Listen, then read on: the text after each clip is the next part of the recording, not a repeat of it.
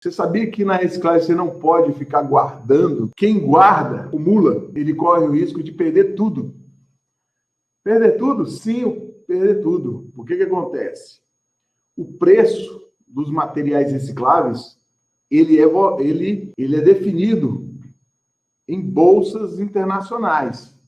Que seja o alumínio, que seja o cobre, que seja o latão, o minério de ferro, e eles são negociáveis. Então, se a pessoa é do tipo da pessoa que guarda, fica guardando, achando que vai conseguir o melhor preço, isso é uma forma errada de fazer. Você pode até armazenar uma determinada quantidade, tá?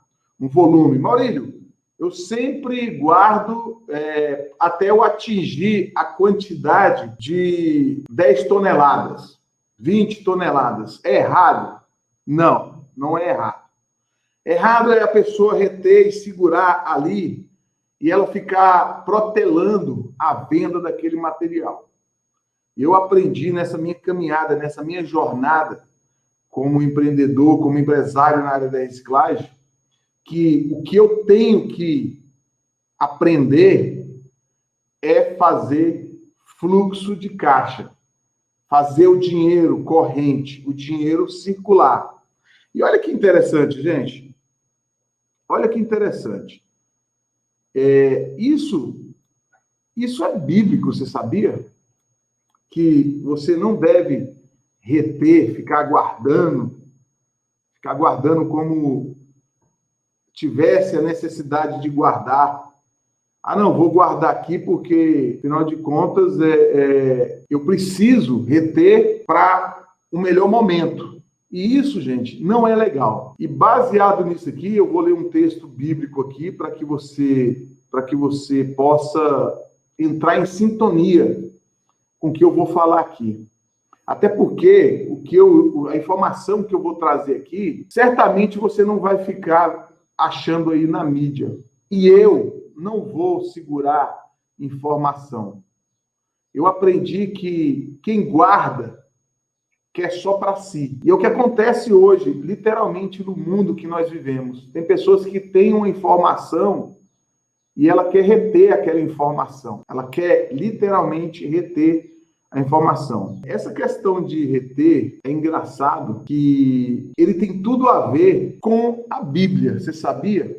Eu fui numa palestra de empresários e não era uma palestra para empresários na área da reciclagem. Olha que interessante. Mas eu peguei essa palestra para mim como literalmente uma informação que poucas pessoas têm. E eu vou compartilhar com vocês essa informação. O palestrante, ele falava o seguinte, que havia um grupo de pessoas, de empresários, quando os Estados Unidos, na grande alavancagem da indústria, do momento industrial nos Estados Unidos, os Estados Unidos eles conseguiram um patamar de referência em veículos, que ali tinha a Ford, a GM, a Chevrolet, tinha uma série de empresas norte-americanas, elas eram referência no mercado nacional americano e internacional quando se falava em automóvel. Quando se falava em automóvel, quem logo vinha na cabeça? Os americanos. Os americanos, eles eram top, eles eram os melhores do mundo na questão de construção automobilística. E o Japão, ele desenvolveu um carro chamado, que hoje quase ninguém conhece, o Toyota. A Toyota. Você já ouviu falar nessa marca, Toyota? Pois é. A Toyota, ela veio com uma nova roupagem, ela criou a Toyota justamente para concorrer com as caminhonetes americanas. E aí o Japão começou a vender muita caminhonete para o mercado americano. E lá os americanos perceberam que o Japão estava vendendo muito para eles, o público interno americano. Estava concorrendo diretamente com as caminhonetes. E o que aconteceu? Eles falaram, cara, como é que esses japoneses conseguem fazer um carro mais luxuoso, fazer um carro muito mais potente, muito mais estável e com um preço bem diferenciado do que o nosso? O que esses caras fazem diferente? Porque o mercado americano estava sendo tomado pela Toyota. E aí os japoneses, eles convidaram os engenheiros americanos para conhecer as fábricas da Toyota lá no Japão. E aí viajou aquele grupo, né, de empresários da área automobilística para o Japão.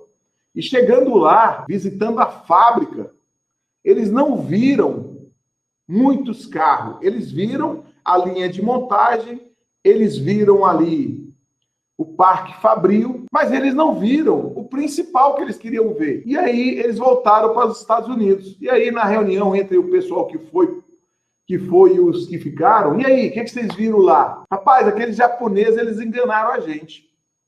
Ó, enganaram a gente? Como assim? Não, eles convidaram nós para ir lá.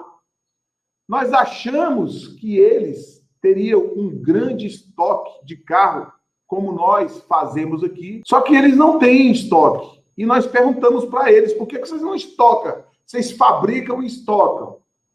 Ele, não, porque estoque é preço. Estoque acaba desvalorizando o produto. Aqui nós só fabricamos as séries que são vendidas. Ou seja, se o mercado internacional pediu 200 mil unidades, nós vamos produzir 200 mil unidades e vamos entregar. Para que estocar? Só que a ficha dos americanos, eles não caíram de imediato. O que eles estavam dizendo ali, gente, que estoque, você comprar bens para estocar, isso literalmente é burrice. É burrice. E aí tem uma questão que envolve a palavra de Deus, que eu quero que você entenda, que nessa sabedoria japonesa, nós podemos extrair a própria palavra de Deus. Aurélio, o que tem a ver o japonês, o americano e a palavra de Deus? Escuta o que eu vou te falar.